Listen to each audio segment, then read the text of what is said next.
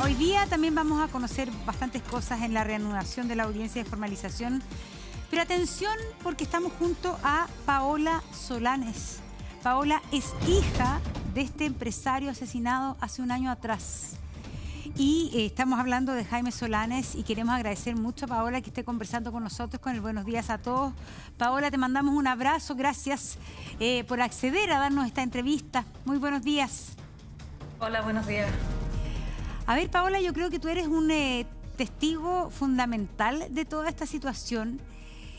Nos encantaría que nos contaras un poco cuál es el contexto familiar que explica que quizás aquí había un tema económico, de herencia, detrás del asesinato de tu padre.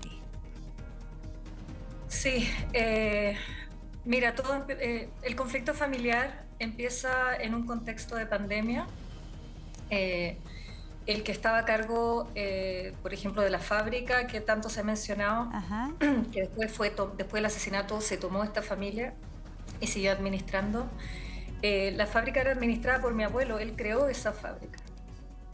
Que mi abuelo también se llama Jaime Solanes, entonces había una confusión de que mi papá ha sido el que ha administrado esa fábrica desde el principio, pero fue mi abuelo el que creó esa fábrica.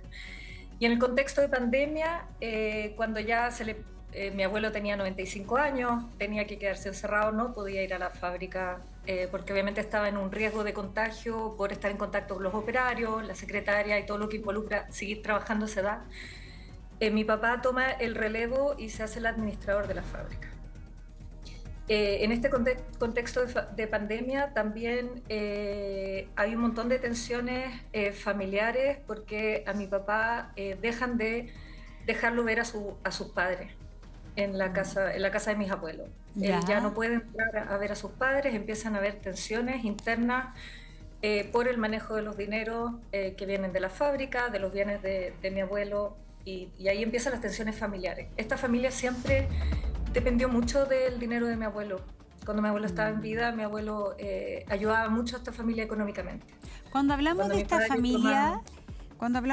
familia, Paola, estamos hablando de tu tía Dolores, que está casada con Miguel Ángel Cerda, que sería eventualmente el autor intelectual de la muerte de tu padre. Sí, aquí hay solo 2 hermanos. Ha habido confusión porque cuando muere mi abuelo quedan 3 herederos, pero el tercer heredero es mi abuela. Claro, ya. Pero hay solo 2 hermanos, entonces siempre que yo me refiero a sobrinas de mi papá, estamos hablando de la misma familia, Dolores Solanes, Miguel Ángel Cerda y sus hijas. Y perfecto, entonces cuando muere tu abuelo, hay una herencia que debe repartirse entre tu padre, Dolores y la esposa, tu abuela, en el fondo. Sí. Y esa herencia no se repartió adecuadamente. ¿Por qué Miguel Ángel Cerda y Dolores Solanes reclaman respecto a esta herencia?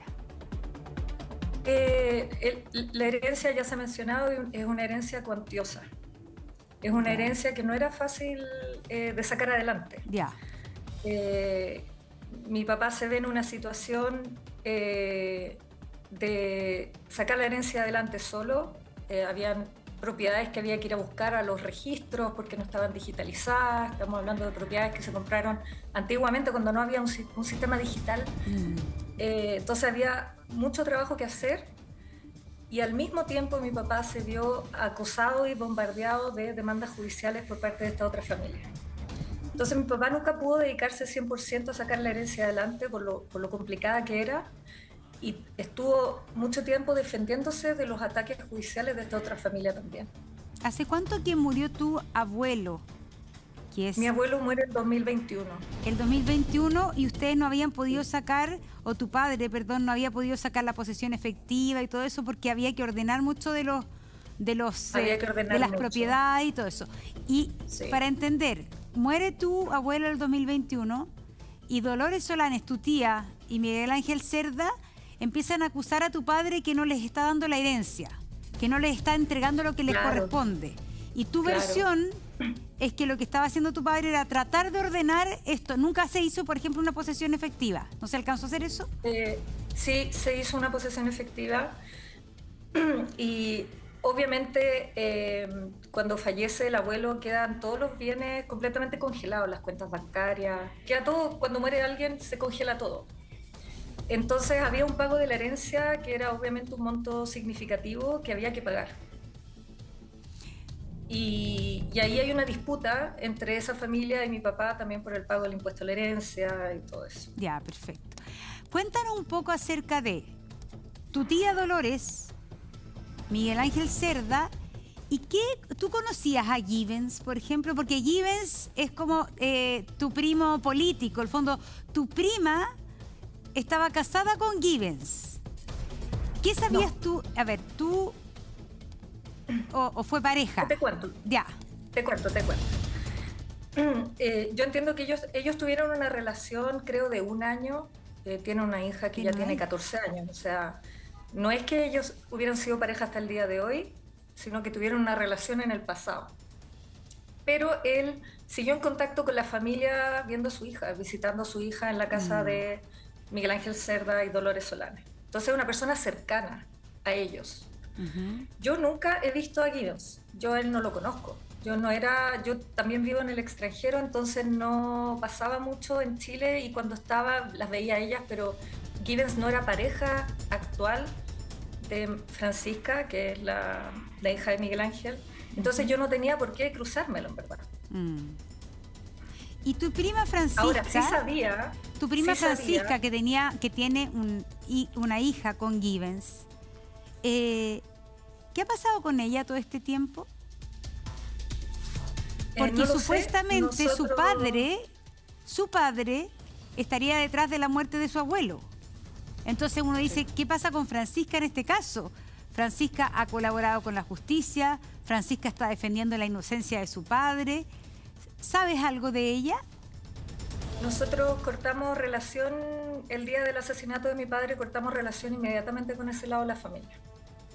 Porque obviamente entendimos lo que había pasado. Y yo desde ese día yo no hablo con ella.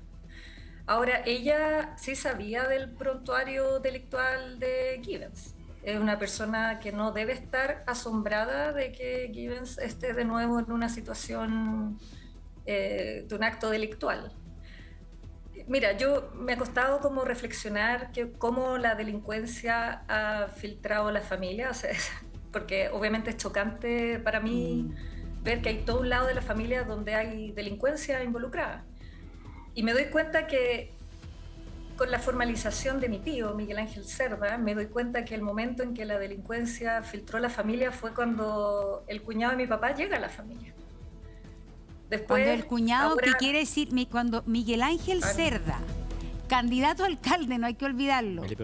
Para ti, la sensación es que cuando este hombre llega a la familia, se empareja o se casa con tu tía, es que llega la delincuencia a la familia. Sí. Yo creo que van a salir más cosas a la luz ahora, cosas que yo no sabía, obviamente, pero con esto, como ha sido tan público, mucha gente nos ha contactado diciéndonos, mira, a mí me hizo tal cosa, a mí me hizo tal cosa, a mí me hizo tal cosa. Entonces, hay antecedentes que tienen que seguir investigándose con respecto a Miguel Ángel Cerda. Este es un caso penal, pero hay varios casos civiles que quizás tienen que investigarse. Hay más gente que tiene que declarar. Pero, mira, Miguel Ángel Cerda tiene 2 nietas. Y las 2 son hijas de personas que tienen prontuario delictual. Givens y otra persona. Porque afirmando lo que tú dices, recordemos que este no es el problema delictual por el cual Givens está siendo investigado, ¿no es cierto? Ya está en arresto domiciliario y todo eso. A ver, Paula, hay un montón de preguntas que me surgen. De partida acá hay un tema que a tu papá lo asesinaron a balazo. Y me imagino que eso debe ser de las cosas más fuertes que deben ocurrir. Integremos también a la conversación a quien representa a tu familia, a Pablo Norambuena, quien está con nosotros. Pablo, ¿cómo está, abogado? Gracias por comunicarse también con nosotros. A ver, aquí... Buenos días, Montserrat. Sí, es que yo creo que lo que dice Paola es bien impresionante, que la delincuencia llegó a su familia. La delincuencia llegó a su familia a través de este personaje, Miguel Ángel Cerda, que uno dice, además era candidato a alcalde. Uno dice, la delincuencia llegó a la familia. ¿Será que también la delincuencia había llegado eventualmente a a la política. ¿Qué se sabe de este hombre? De este hombre que supuestamente sería el que habría ideado y mandado a matar a su cuñado. Bueno, Montserrat, yo creo que lo primero es que me imagino que ustedes en la ilustración anterior dieron cuenta de que estamos en presencia de un homicidio, un crimen por encargo. Por lo tanto, aquí participan penalmente autores materiales, pero también hay autores intelectuales, personas que tienen interés en la muerte de don Jaime Solanés. Y desde un principio la familia, y frente a la pregunta que incluso se tiene que hacer una investigación por las circunstancias en que ocurre el delito, donde va una persona y otra persona que esperan por varias horas que llegue al lugar don Jaime, y se produce, digamos, su muerte con disparos certeros que le ocasionan la muerte, y luego huyen en un vehículo específico que luego se identifica. Todas esas circunstancias dan cuenta de un homicidio por encargo, sobre todo por el hecho que don Jaime no fue víctima de un robo, no fue víctima de un ataque, digamos, para sustraerle bienes, sino que fue derechamente asesinado. Entonces la pregunta para una investigación es decir, ¿quiénes son los que tienen interés en privarlo de su vida? ¿Quiénes son las personas que podrían tener alguna intencionalidad respecto de él? Y ahí la familia derechamente siempre tuvo claro que don Jaime no tenía conflictos con nadie, salvo con el grupo familiar del señor Cerda Bitter y su hermana María Dolores. Sí. Entonces, al parecer, esa pregunta la Fiscalía la fue, digamos, claro, recogiendo los antecedentes. Recogiendo los antecedentes, y básicamente lo primero que identifica es al conductor del vehículo Chevrolet, que es el vehículo rojo a través del cual se retira el ejecutor material y huye del lugar, y logra determinar que es Nerio Montiel. Y esta persona, una vez que es detenida en septiembre del 2025, se le incauta su teléfono. Y el análisis que se hace de ese teléfono permite encontrar una evidencia que es muy reveladora, que son fotografías de la víctima. Es propio de los homicidios por encargo que el autor intelectual le hace entrega de ciertas imágenes o datos que permitan identificar a la víctima, que efectivamente habían fotografías de don Jaime, y también del lugar e incluso del vehículo. Este señor Montiel, Nerio, presta declaración ahora abogado, en febrero. Esperen un segundito para ir haciendo como el cuadro claramente y también haciendo la cronología. Es que quiero llegar cómo se llega a Miguel Ángel. Ya. Entonces este señor que reconoce tener en su teléfono esta información, la reconoce también de acuerdo a la investigación, termina reconociendo y narra la participación de una persona de raza negra perteneciente a un grupo musical, y que finalmente a través de un set fotográfico reconoce a Givens Aguirre. Entonces la Fiscalía, con ese antecedente también, procede a pedir la orden de detención de Givens, y también procede a incautar el teléfono también luego de Miguel Ángel Cerda Bitter. Y ese teléfono de Miguel Ángel Cerda Bitter también arroja información importante, puesto que se encuentran fotografías también del lugar y de la víctima, y por consiguiente se hace el enlace de las fotografías de Nerio con las fotografías que están en el celular de Cerda Bitter, y son las mismas fotografías. Es decir, no cabe duda que Miguel Ángel Cerda tiene una intervención penal en los hechos. Y es Givens que, en conocimiento de sus derechos, presta declaración también ante el fiscal y da cuenta de todas las reuniones que se sostuvieron con Víctor, que es la persona que intermedia para poder conseguir al sicario. Exacto. Y también de la presencia de Miguel Ángel en estas reuniones y del encargo del homicidio. Y por supuesto que también reconoce las fotografías que él también vio cómo Miguel Ángel las llevó a esas reuniones, y también cómo llegaron a poder de Víctor. Sí. Entonces, vamos a ir en detalle, abogado, después a cómo se arma el puzzle. Pero yo creo que es muy importante que Paola también nos cuente, a ver, que tu padre muera asesinado a balazo, me imagino que debe ser de las cosas más fuertes que uno puede vivir en la vida. ¿Cómo fue para ti eso? Y si ustedes como familia, tú como hija, de inmediato pensaste, que aquí podría estar la mano de tu tío político? ¿O jamás se te pasó por la cabeza que algo así pudiera ocurrir? Mira, como los conflictos familiares se venían acarreando por 3, 4 años, la primera reflexión de todo el entorno de mi papá fue Dolores y Miguel Ángel. O sea, aquí la hermana y el cuñado tienen un rol activo en el asesinato de mi papá. Después, para mí, obviamente hay un momento de shock, tú te demoras días en entender lo que está pasando, porque yo además, como vivo en Suiza, tenía que preocuparme de viajar, de llegar a tiempo, de no perderme el funeral, todo lo que había que hacer al respecto. Entonces fue un momento muy, muy choqueante, donde no tuve mucha claridad de lo que estaba pasando, pero después con el actuar de esta familia, porque es muy importante lo que pasa post-asesinato. Ahí uno dice, no puede ser, imposible, no puede pasar esto. Pero de a poquito, los mismos imputados van como esclareciendo lo que pasa. A los días de la muerte de mi papá, esta familia se va a tomar la fábrica y se hacen a sí mismos los administradores de la fábrica, lo cual fue muy sospechoso porque ellos podrían habernos llamado, habernos preguntado, oye, ¿qué hacemos con la fábrica? Algo, no. Se rompen la cerradura con un cerrajero, entran. Además, ya hay videos y fotos de cuando ellos cortan las cámaras, borran los videos de las cámaras, haciendo que ahí esté registrado el asesinato de mi papá. Entonces, además, tienen un actuar que es sospechoso, porque ¿por qué alguien borraría las cámaras que filma el asesinato de mi papá? No tiene ni un sentido. Además de eso, aquí habían varios bienes que estaban siendo arrendados, donde la mitad de los inmuebles estaban siendo, el dinero por arriendo estaba siendo recibido por el lado de Dolores y la mitad del otro arriendo estaba siendo recibido por mi papá. Dolores le envía una carta a todos los arrendatarios de mi papá diciéndole que desde ahora le tienen que depositar el dinero a ella, directamente.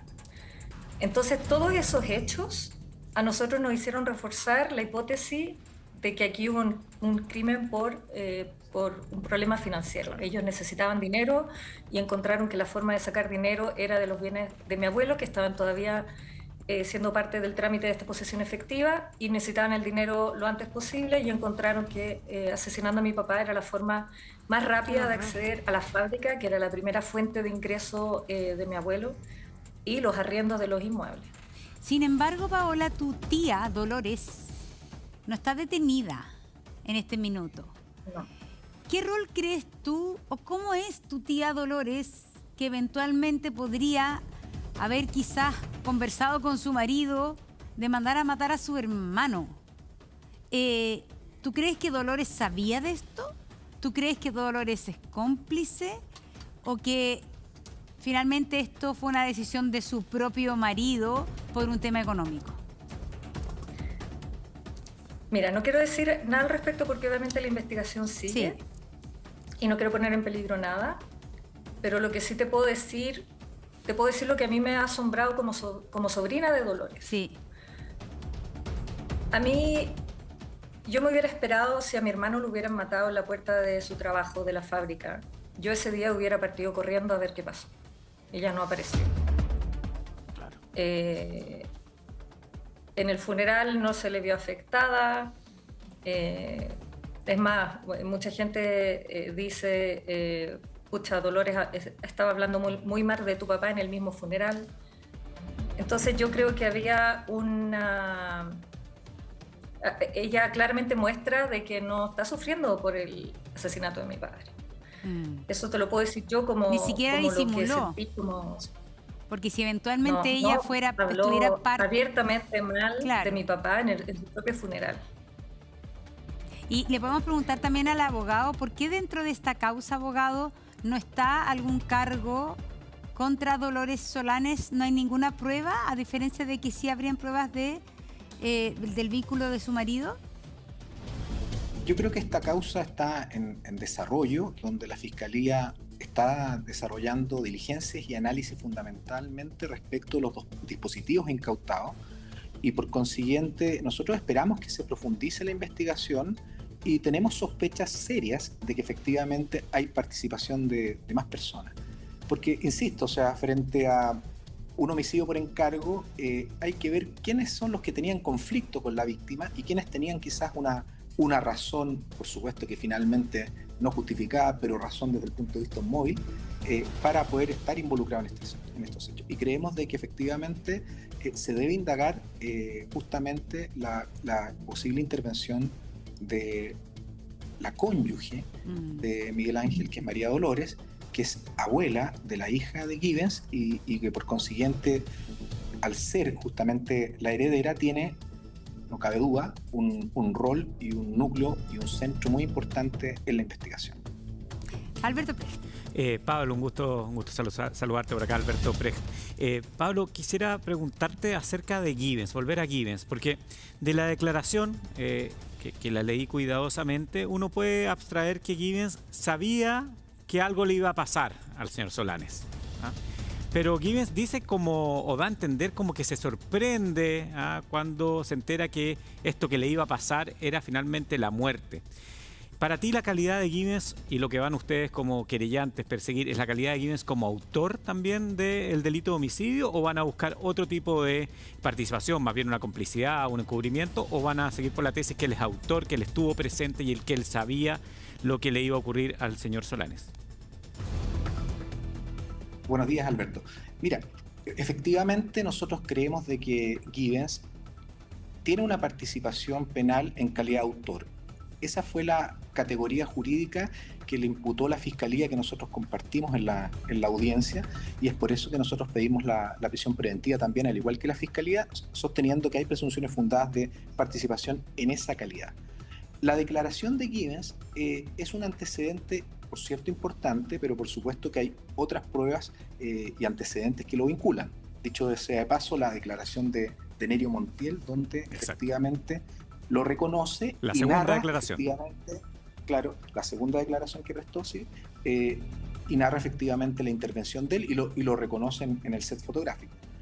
En la experiencia, bueno, yo fui fiscal muchos años y en la experiencia de las confesiones, en general los imputados nunca reconocen plenamente los hechos. En general, cuando ya se ven, digamos, en una situación donde la prueba es tan contundente en contra de ellos, muchas veces reconocen parcialmente ciertas situaciones y buscan a través de declaraciones que uno podría calificar como más acomodaticia, tratar de desvincularse un poco en la participación central, en la autoría, y tratar de empezar a rebajar un poco la intervención como pudiera ser una complicidad. Pero es que hay una cosa, abogado, con todo el antecedente hay autoría. Sí, hay un audio que dice como se les pasó la mano, si solo queríamos como asustarlo, algo así. Ese audio no es importante, esa transcripción diciendo que la intención de Givens no era asesinar a su... Lo que sucede es que uno en una investigación penal, como todo en la vida, no se puede meter en la cabeza de la persona, sino que lo que puede hacer es, a través de hechos ciertos, construir un razonamiento para poder concluir el hecho, es decir, a través de indicios. En el fondo, buscar vestigios, huellas que permitan establecer la participación de una persona. Si una persona, en el fondo, hace reuniones en su casa con el objeto de que se reúnan las personas que tienen la decisión de matar a otra persona, para que se reúnan y se pongan de acuerdo, en reuniones donde se facilita elementos para identificar a la víctima, para poder detectarla, para poder acorralarla y finalmente matarla, ¿no es cierto? Eso es autoría de todas maneras. Más allá de que alguien pueda decir de que no sabía necesariamente el resultado. No cabe duda que si le presenta a un maleante, como él dice, una persona que usaba armas y donde ve que se facilitan las fotografías de esta persona para efectivamente causarle un determinado daño, eso está, digamos, centrado en un dolo que finalmente creemos nosotros es para causarle la muerte. Y Pablo... Ahora, no cabe duda que él busca en su declaración de tratar de pasar a una categoría distinta de intervención penal. Pero así todo, no cabe duda que hay un concierto. Es decir, hay una planificación, hay un plan común en todos con un dolo común de matar. Más allá de que en ciertos pasajes de su declaración intente hacerse como una suerte de sorprendido. Pero él presenta a Víctor, que es el intermediario que consigue al sicario, él facilita, digamos, su casa, incluso se reúnen el mismo día, ya una vez ejecutado el crimen, con Miguel Ángel y con Víctor. O sea, yo creo que la prueba es bastante sólida, pero insisto, ustedes podrán examinar confesiones de las personas, y en general las personas cuando confiesan algo no lo hacen con una totalidad y de manera absoluta, siempre buscan algo más acomodaticio, pero lo cierto es que lo que él declaró del punto de vista de las reuniones, del punto de vista de la existencia de Víctor y la existencia de Miguel Ángel en su casa, eso está plenamente acreditado a través de las diligencias que y fue más de una reunión, porque el abogado dice que no fue constante, el abogado de Givens desmiente eso, dice que aquí no se reunieron constantemente, que eso no ocurrió. Alberto. Sí, Pablo, porque de lo que tú dices, y eso me sorprende bastante, porque hasta el momento yo tenía entendido que Givens, la relación era con Víctor, y Víctor se entiende a su vez con Jonadiel, no reconozco bien el nombre, con el autor material. Pero ¿Givens se habría reunido también con el autor material posterior al crimen? Ya. No. Con Miguel Ángel y con Víctor. Ya, perfecto. ¿Ya? O sea, Miguel Ángel y Givens tienen la calidad de autores intelectuales y se reúnen con Víctor, que es el intermediario, para conseguir al disparador, digámoslo así. Claro, y el gatillero disparador, ¿es verdad que estaría detenido y vinculado también con el asesinato del rey de Meix? ¿Sería esa persona que hoy día está en prisión, entiendo, en Santiago 1?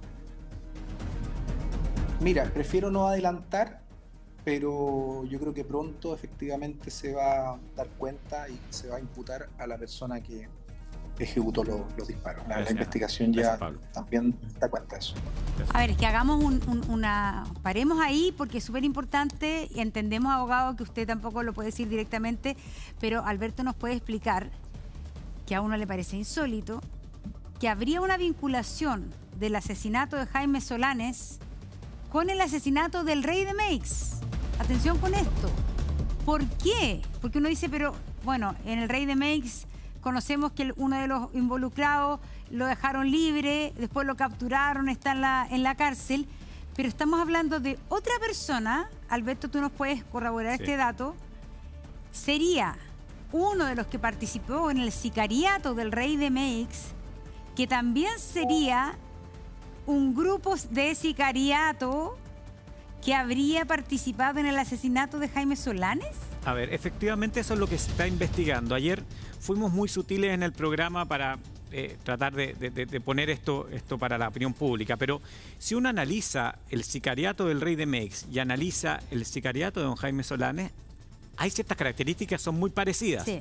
Determinados empresarios que se contactan con guardias de seguridad o personas que prestan el servicio de seguridad, que a su vez contratan sicarios, y de nacionalidad venezolana. Entonces uno diría, bueno, acá puede ser que hayan distintos grupos, o también podría ser que llegáramos al mismo grupo. Y la carpeta investigativa, a través de los levantamientos, sobre todo al teléfono del Uber, que es más que un Uber, digamos, que hoy día está detenido, llegan efectivamente a un nombre. Y ese nombre hace match, según lo que yo tengo entendido, con una persona que está detenida hoy día por el asesinato del rey de Meix, no en calidad de autor, sino en calidad de la parte de la banda que lo termina asesinando, de una banda, pero que sí sería el autor material que contacta a Víctor, y bueno, que es lo que digamos, yo creo que la Fiscalía va a dar a conocer en las próximas horas. Es decir, aquí estamos hablando de un grupo delictual que dentro de sus negocios ilícitos sería el sicariato, porque si han participado en más de uno, no estamos hablando de una persona contratada y que la pillaron volando abajo, sino que ya tendrían esta especialización dentro del delito del crimen. Es terrible, pero así sería. Terrible. Paola, a ver, tu tía, yo te preguntaba de tu tía Dolores. A mí me impresiona ese personaje, porque si efectivamente ella está detrás de todo esto, estamos hablando de su hermano. Y tú dijiste una frase que nos quedó resonando, que cuando entró Miguel Ángel Cerda a la familia de ustedes, entró la delincuencia. Cuéntanos un poco de este Miguel Ángel Cerda, que era tu tío. Me imagino que tú lo conociste desde chica o desde joven. ¿Quién era y cómo era este personaje para ustedes? Mira, yo obviamente digo eso mirando la vida familiar desde el momento de hoy, mirando hacia atrás. Antes del asesinato de mi papá no podría decir algo así. Pero ahora entiendo, uno empieza a entender los conflictos familiares, las cosas que me decía mi papá. Yo solo puedo hablar con respecto a lo que yo escuché de mi padre. Mi papá, como tenía esta tensión siempre con ese grupo familiar, mi papá siempre decía que Miguel Ángel, él ocupaba la palabra trucho, pero trucho significa una persona que es deshonesta, una persona en la que no se puede confiar. Entonces mi papá siempre decía que Miguel Ángel es un trucho.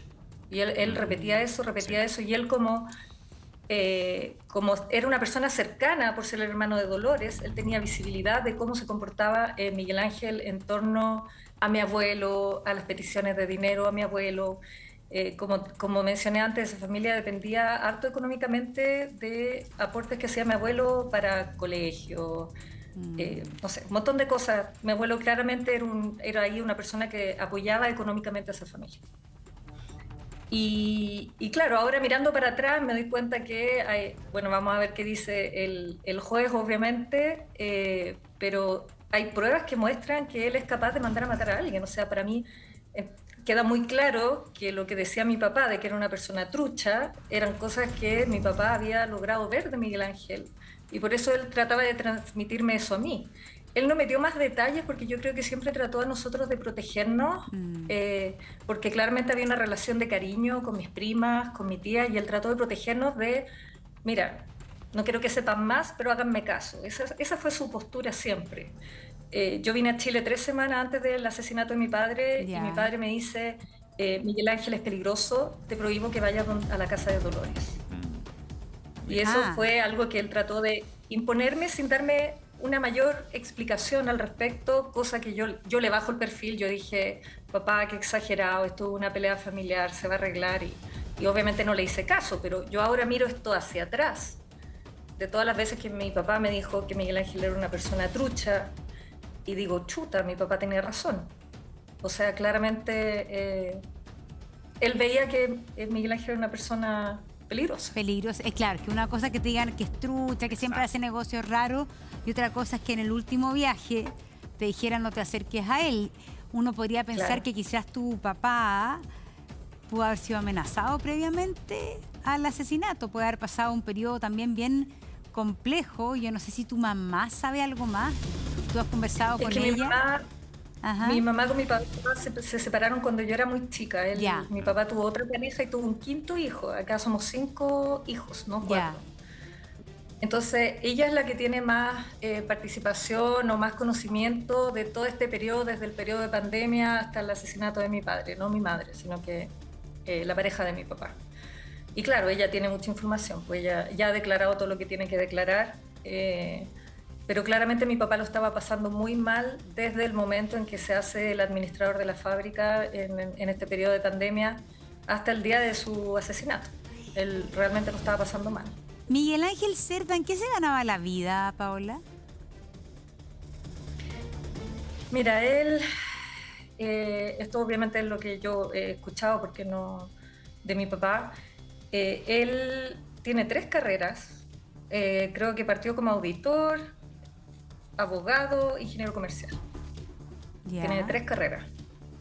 Pero así todo, yo siento que él no lograba como que le fuera bien con estas. Uno diría una persona con 3 carreras, ¿por qué tiene problemas financieros? O sea, pero al parecer creo que también emprendió en varios negocios que no le resultaron. Pero ese era su perfil, una persona profesional. Paola, te puedo hacer una pregunta. Hay un momento que es bien relevante, que es cuando estas personas, esta otra familia, como tú hablas, se toma la fábrica que administraba tu papá. ¿Qué es lo que hace tu papá en ese momento? ¿Cuál es la reacción para efectivamente él también hacer su derecho de administración de la fábrica? Fue post-asesinato. Fue post-asesinato. 4 días después del asesinato de mi papá, ellos se toman la fábrica. O sea, así de brutal. 4 días después ellos llegan y a la fuerza se toman la fábrica. Perfecto. Y al mismo tiempo borran las cámaras de la fábrica y al mismo tiempo le mandan unas letras firmadas por el abogado Miguel Ángel Cerda, pero a nombre de Dolores, donde dice, ahora ustedes los arriendos me los pagan a mí. Los arriendos que recibía mi papá, que era la mitad de los bienes, ahora me los pagan a mí. Bastante claro. Todo eso fue muy sospechoso y muy chocante, porque nosotros estábamos en los primeros días de shock y de duelo, y además nos vamos enterando de estas cosas. Entonces fue difícil para nosotros desde un principio. Obviamente teníamos todas las sospechas, pero estas cosas para nosotros nos reafirmaban que aquí había que el gol del asesinato era una cosa financiera, y tener acceso a los bienes y a los ingresos de los bienes de mi abuelo lo antes posible. Qué brutal, porque llega a ser burdo la actitud. O sea, ni siquiera hay un cinismo. Sí, claro, digamos. Tampoco ellos trataron de encubrir, porque es salir, no sé, al día siguiente de este asesinato a mandarle una carta a los arrendatarios para que le depositen todo a esa persona, claro, a ella, es como súper, de alguna manera, amateur, porque tarde o temprano todo esto se iba a saber, o iba a ser una de las pruebas fundamentales, Paola. Sí, yo creo que ahí había una necesidad urgente de dinero por parte de esa familia, y el tomarse la fábrica era la forma más rápida que ellos vieron para hacerse de dinero lo antes posible. También recalcar, y también salió en el speech que dio el fiscal en la audiencia, que no solo se toman la fábrica, a nosotros nos impiden el ingreso a la fábrica. Yo fui con mi hermano a la fábrica a buscar la camioneta de mi papá, que estaba obviamente en el estado post-asesinato peor posible. La camioneta de mi papá era como el lugar donde él vivía. Él, para ser feliz, necesitaba un bote, una camioneta y una caña de pescar. No necesitaba más. Entonces nosotros queríamos recuperar su camioneta porque es el lugar donde falleció y era importante para nosotros recuperarla. Y ahí, esto en presencia de carabineros además, ellos no nos permiten la entrada a la fábrica. Entonces ahí se muestra inmediatamente de que, claro, se van a tomar la fábrica y no nos permiten entrar. Gracias a Dios nos permitieron sacar la camioneta, que para nosotros era importante, pero quedó claro que ellos no nos iban a dejar entrar a la fábrica. Me imagino, abogado, que durante todo este tiempo, este casi año de investigación, se siguió sigilosamente los pasos de Miguel Ángel Cerda, me imagino también que de Paola Solanes, porque toda esta información, perdón, no de Paola, de Dolores, porque toda esta información que nos está dando Paola es de días después del asesinato, de horas después del asesinato. Entonces, no sé cuál es la impresión que usted tiene. Aquí se actuó rápidamente y todo este año que ha transcurrido es buscando las pruebas que permitan en la audiencia de hoy día finalmente formalizar o dar alguna medida cautelar para tanto el señor Cerda como Givens. Bueno, yo creo que efectivamente la Fiscalía, que es una fiscalía especializada, la Fiscalía ECO, especializada en crimen organizado, o S9 Carabineros también especializado en la investigación de este tipo de delitos, está haciendo un trabajo que es de calidad, de alto estándar, ha reunido pruebas y antecedentes bastante importantes y suficientes. Obviamente que creemos que se tiene que seguir profundizando la investigación e ir respecto de otros blancos investigativos en forma más intensa. Pero nos parece que lo que ha hecho hasta ahora el trabajo de la Fiscalía es un trabajo que es satisfactorio y esperamos de que el juez, cuando tome la decisión, pondere adecuadamente los antecedentes, porque hoy día lo que se va a decidir por parte del juez no es un tema si las personas son o no culpables, sino que más bien es un nivel de medidas cautelares donde ponderan los antecedentes que expone la Fiscalía y nosotros como querellantes para ver si esos antecedentes son suficientes para acreditar un delito y para establecer presunciones fundadas de participación, más la necesidad de cautela producto de la gravedad de las conductas. Entonces es una ponderación, no es una decisión de adjudicación de culpabilidad. Y nosotros creemos que en el estándar de medidas cautelares tenemos los antecedentes suficientes para que se decrete la prisión preventiva, y es por eso que la hemos solicitado y esperamos que el juez resuelva así. Pablo, sabemos de Miguel Ángel, sabemos de Givens, sabemos supuestamente del autor material también, pero hay una pieza en el puzzle que yo al menos no la tengo clara, la pieza de Víctor, de este facilitador, de este guardia, que finalmente es el que contacta, o guardaespaldas más bien, que contacta a Givens y que pone en contacto. ¿Qué sabemos de Víctor? ¿Se sabe algo de él? ¿Es su verdadero nombre? ¿O esta persona puede estar hoy día todavía delinquiendo? Los antecedentes que nosotros tenemos es que la policía efectivamente está trabajando en su individualización y se ha comprobado efectivamente su existencia y su apellido. Ya, eso es muy importante porque había dudas acerca de aquello. Claro, pero esa persona existe. Ya, perfecto, esa persona existe. Esa persona existe y esa persona estaría vinculada también al caso de la muerte del rey de Meix. Respecto de eso no tengo antecedentes. ¿No? ¿Y tú, Alberto? No, de eso no tengo antecedentes, pero Víctor es como... Por eso le hacía la pregunta a Pablo, siempre siendo muy cuidadoso para no entorpecer su trabajo, que es tan importante, y el de los fiscales, pero Víctor es como un fantasma. Ajá, y entonces aparece este Víctor, que parece que es quien maneja o tendría todo este contacto con este mundo del gatillero. Porque al final el gatillero, el que dispara, es la última parte de un eslabón, no se lleva toda la plata, digamos. Pero hay un gerente, digamos, de operación.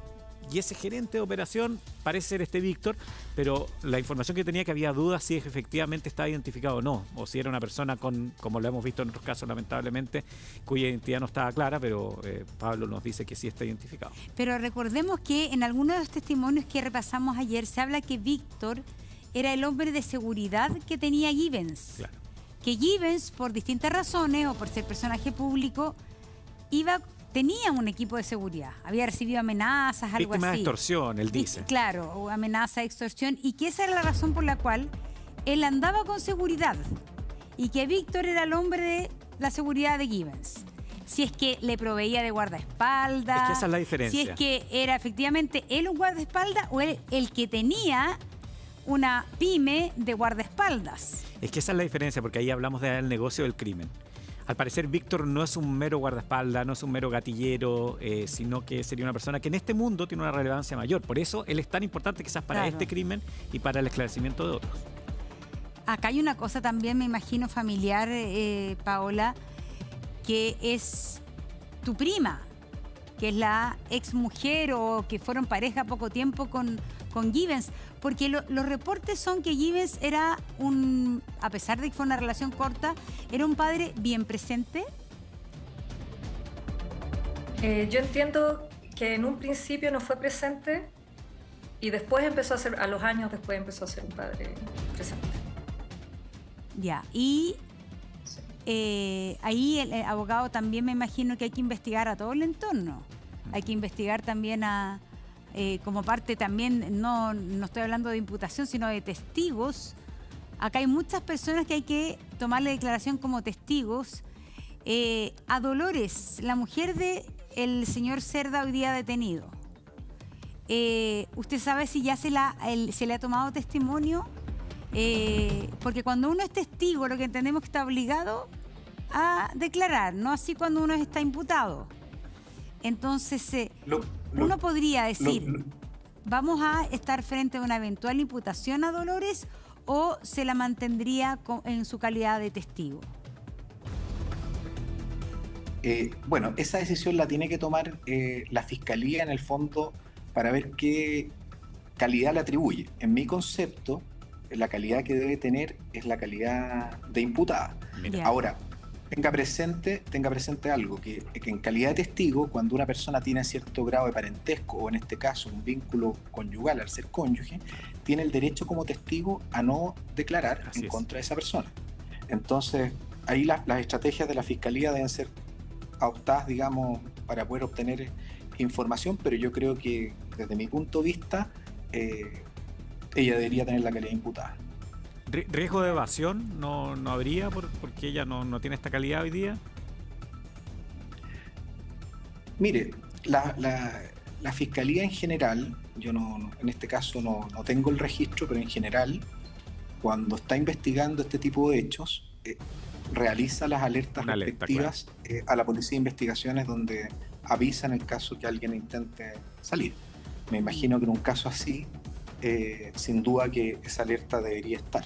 Claro, pero eso siempre es paso habilitado, y si estas personas tienen contacto con un mundo de regulares que actualmente no ocupan paso habilitado, por eso lo planteaba. Claro. Qué impresionante. Pero no puedo describir lo que la policía tendrá que estar haciendo. Claro. Tiene toda una lógica de que la Fiscalía y la Policía tienen que actuar con la máxima diligencia en eso. Por supuesto, Pablo. Mira,